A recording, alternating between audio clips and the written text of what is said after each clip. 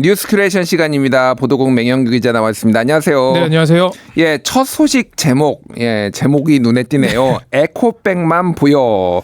이게 누구 에코백인지 짐작이 가는데 일단 윤석열 대통령 지금 중앙아시아 3개국 순방하고 있죠? 예, 그렇습니다.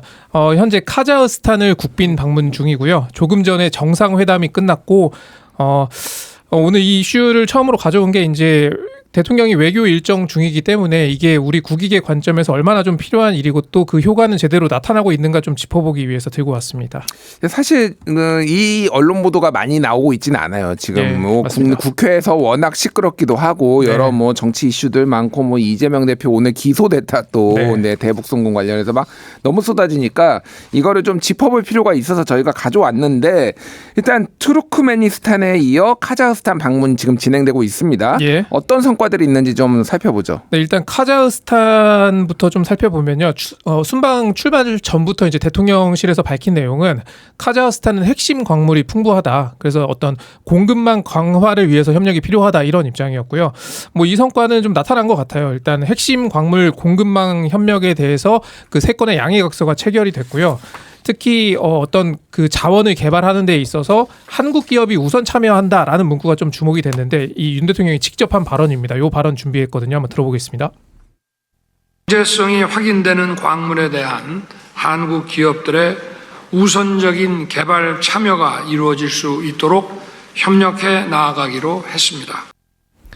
네, 그리고 도로 건설이나 어떤 발전소 건설에 우리 기업이 더 참여할 수 있도록 좀 관심을 요청한 것도 좀 평가할 수 있겠고요.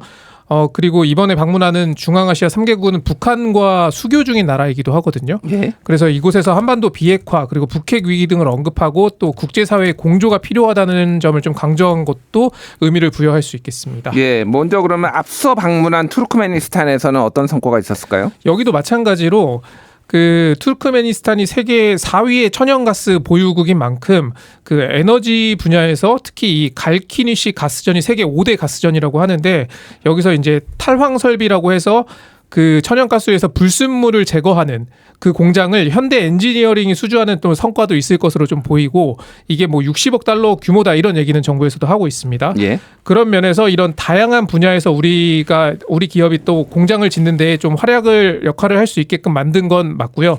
다만 근데 이런 것들이 우리나라와 그 투르크메니스탄의 교역 규모가 작년 기준으로 보면은 1,700만 달러에 불과하거든요. 근데 60억 달러 규모다 이런 기사들이 나오니까 실제로 이게 양국 교역에 어떤 좀 긍정적인 영향을 미칠 것인지는 더 두고 봐야 한다.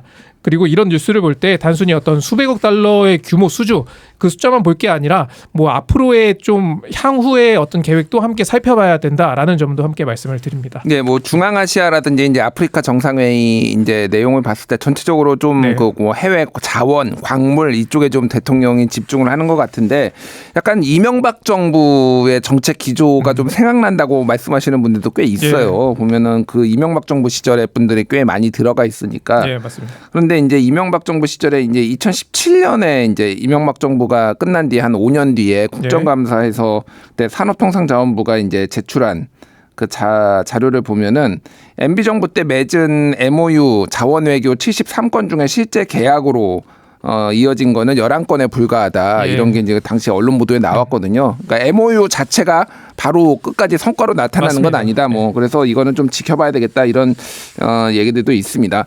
양해각서도 이제 다양한 분야에서 체결이 된 것 같은데 뭐 좀 설명해 주시죠.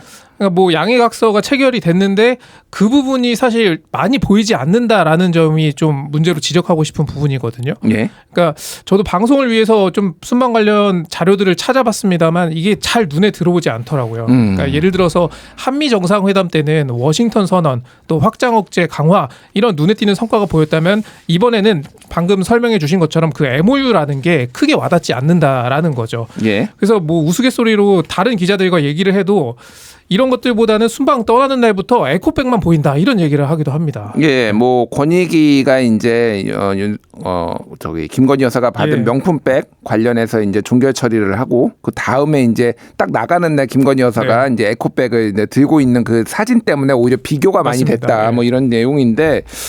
어쨌든 이게 정무적으로 이제 또 어떤 파급이 있는지는 뒤에 장윤성 기자하고 좀 얘기를 해보도록 하고요.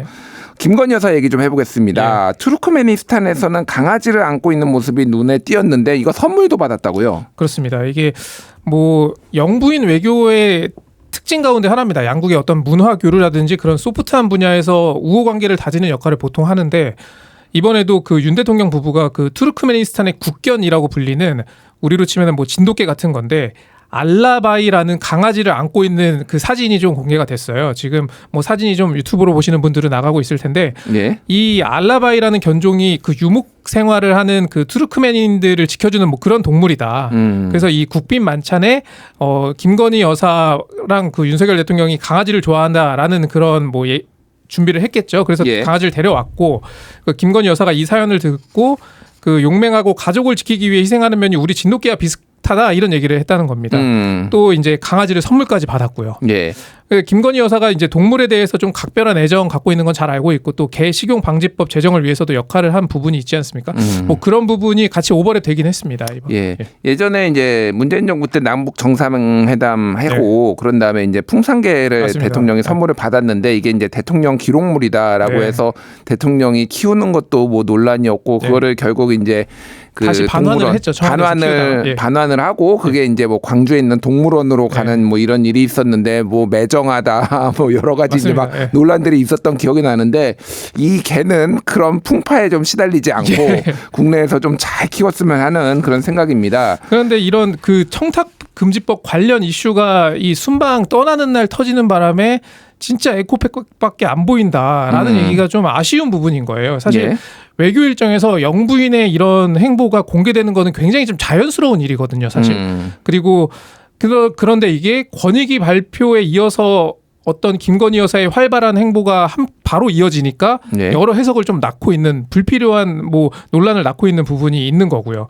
또 이제 권익위 관련 기사에 현재 김건희 여사의 사진을 걸게 되는 경우도 좀 많은데 에코백을 들고 있는 모습 또 강아지를 안고 있는 모습 그러니까 기사는 근데 내용은 권익위의 명품백 수수 의혹 종결 이런 내용인 거죠. 예. 그래서 이 권익위 발표가 왜 순방 첫날 이뤄졌는지는 잘 모르겠지만 이 이슈가 순방을 좀 잡아먹고 있다.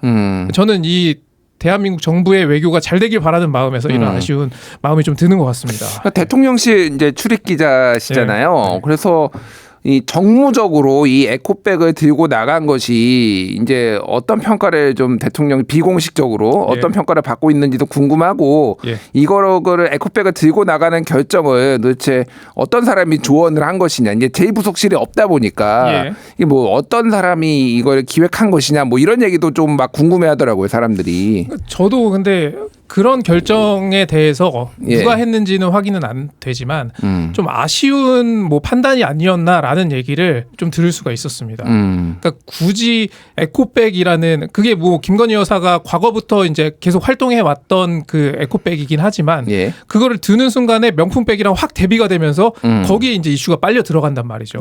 그러면은 이게 정무적으로 사실 아쉬운 판단이 아닌가라는 생각이 드는 겁니다. 그래서 말씀하신 것처럼 제2부속실이 있었다면 이런 부분까지도 면밀히 살피지 않았을까? 이런 대통령 영부인의 어떤 가방이나 패션이나 이런 부분까지 한 번 더 점검할 수 있는 통로가 되지 않을까라는 생각도 사실 해보게 되는 거거든요. 예. 그래서 그 에코백이 또 지난해 7월에도 한번 등장한 적이 있더라고요. 바이바이 플라스틱백이라고 써 있는 건데 이게 해필이면 또 리투아니아에서 김건희 여사가 명품 쇼핑을 하는 것이 언론에 포착된 이후 직후에 또 들어서 그때도 이제 명품 쇼핑과 에코백 이렇게 그렇습니다. 대비가 됐는데 이번에도 명품백 수수 이제 종결 그리고 에코백 이게 이제 어떤 의미를 가질 수 있는지 좀 봐야 될 것 같습니다. 사실 지금 지금 이제 김준일 에디터와 저랑 대화를 나누는 과정에서도 순방에 대한 성과를 앞서서 얘기를 했는데도 결국에는 이 이야기로 이렇게 흘러가게 된단 말이죠. 이게 참 대한민국의 어떤 외교에서의 성과를 기대하는 국민의 한 사람 입장으로서 아쉽다 이런 생각이 또 듭니다. 지금 이제 중앙아시아 3개국 방문인데 이제 두 번째 나라를 방문을 했고 세 번째가 이제 카자흐스탄 이어서 우즈베키스탄을 지금 가는 것 같아요. 이어서 이제 카자흐스탄에 이어서 우즈베키스탄을 방문하고요. 여기서도 뭐 성과는 분명히 있을 겁니다. 그게 잘 드러나길 바라는 마음이고요. 그런데 좀 하나 흥미로운 장면이 있어갖고 좀 소개해드리고 싶은 게. 우원식 국회의장이 그 홍범도 장군 기념사업회 이사장입니다. 그런데 이제 이틀 전에 정진석 비서실장이 우원식 의장을 예방을 했었거든요. 근데 여기서 이제 우 의장이 홍범도 장군 흉상 얘기를 또 꺼냈어요. 그러니까 카자흐스탄 고려인들이 홍범도 장군 흉상에 대해 걱정을 많이 한다면서 그 홍범도 장군의 흉상을 육사내에 존치해 줄 것을 좀 당부를 했거든요. 예. 그런데 사실 어제 윤석열 대통령이 카자흐스탄에 도착하자마자 동포 간담회를 했습니다. 근데 이 동포 간담회라는 게 사실 어떻게 보면 좀 감동적일 수도 있는 자리거든요. 예. 왜냐면 해외에서 고생하는 동포들을 대통령이 위로하는. 그런데 이런 이슈가 이 홍범도 장군 흉상 이슈가 다시 한번 떠오르게 되면서 이 본래의 취지가 잘 드러나지 않는 그런 좀 난맥상도 이번 순방에 좀 아쉬운 부분으로 좀 보입니다. 그러니까 홍범도 장군 유해가 원래 카자흐스탄에 있었는데 맞습니다. 문재인 정부 때 이제 국내로 모셔온다라고 했을 네. 때 그 카자흐스탄의 고려인이라고 불리는 이제 우리 한국 동포들이 상당히 처음에 반대를 했는데 네. 결국은 이제 우리가 극진하게 모셔온다라고 그렇죠. 해서 네. 이제 결국 찬성을 했지만은 최근에 이제 김병주 민주당 의원이 이제 방송에서 한 얘기나 뭐 이런 거를 보면은 굉장히 카자흐스탄 한국인 그러니까 동포들이 상당히 예. 조금 이 홍범도 흉상 이전 관련해서 상당히 격앙돼 있다 뭐 이런 그렇죠. 얘기들도 예. 있더라고요. 그래서 이게 직접 뭐 고려 우리 동포들하고 하는데 나온 거는 아니죠. 대통령하고 만난 자리에서 그 그거 나온 이슈가. 게 아닌데 이제 예. 그 우원식 국회의장이 정진석 비서실장에게 대통령이 카자흐스탄을 방문한다고 하는데 카자흐스탄에선 이런 인식이 있다. 홍범도 장군 흉상에 대해서 그런 얘기를 한 겁니다. 예, 아무래도 홍범도 장군 기념사업회 이사장이 예. 우원식 의장이다 보니까 그런 얘기를 한 것 같습니다. 자, 다음 소식 좀 살펴볼 텐데요. 오늘 오전 한 8시 반 정도였던 것 같은데 깜짝 놀랄 소식이 있었죠. 전북 부안군에서 지진이 발생을 했는데 어떤 내용이었습니까? 규모 4.8의 지진이 발생한 거고요. 오늘 오전 8시 26분쯤 발생했습니다. 전북 부안군에서 남남 서쪽으로 4km 떨어진 지점입니다. 그러니까 올해 한반도와 주변 해역에서 발생한 지진 가운데는 최고 규모라고 하고요. 또 육지에서 발생한 지진은 지난 2018년 포항 인근에서 발생한 지진 이후 6년 만입니다. 그래서 흔들림 감지한 주민들의 신고가 이어졌고 그런데 특히 이번 지진 진앙지에서는 직선거리로 약 40km 떨어진 곳에 원자력 발전소가 있거든요. 예. 그러니까 다행히 원전에는 이상이 없다고 전해졌고 현재 좀 정밀 점검을 하고 있는 상황입니다. 과거에 여기에서 이제 방사성 폐기물 처리장을 이제 부안에서 만들려고 네. 하다가 굉장히 극심한 반대에 이어서 이제 경주 쪽으로 갔는데 네. 여기에 만약에 방사성 폐기물 처리장이 있었으면은 이것도 굉장히 조금 위험하다, 논란이 됐을 뻔하다 이런 생각이 드네요. 오늘 윤석열 대통령은 해외에서 좀 즉각적인 지시를 내렸네요. 그렇습니다. 이 지진 상황 보고받고 국가 기반 시설 등에 대해서 이 피해 상황을 신속하게 파악하고 안전 점검 실시하는 등 재반 조치를 취하라 이렇게 지시를 했고요. 또 추가적인 여진 발생에 대해서 국민들이 불안해하지 않도록 관련 정보를 지속적으로 신속 정확하게 전파하고 비상 대응 태세를 점검하라 이렇게 당부를 했습니다. 예. 맹영균 뉴스 큐레이터가 선별해온 오늘의 뉴스 만나봤습니다. 수고하셨습니다. 예, 고맙습니다.